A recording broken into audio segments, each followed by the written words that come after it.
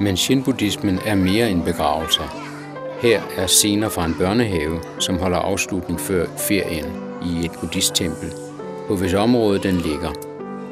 Børnene udstyres med jusuer, buddhistiske bidekranse, og gentager bønner efter præsten.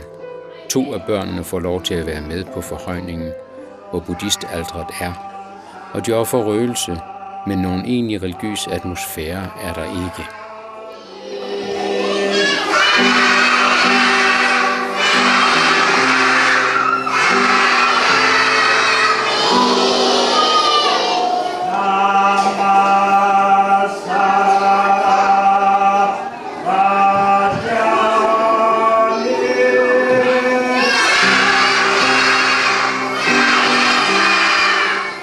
Der er, som man kan høre, et flot, højt lydniveau, når børnene gentager og synger.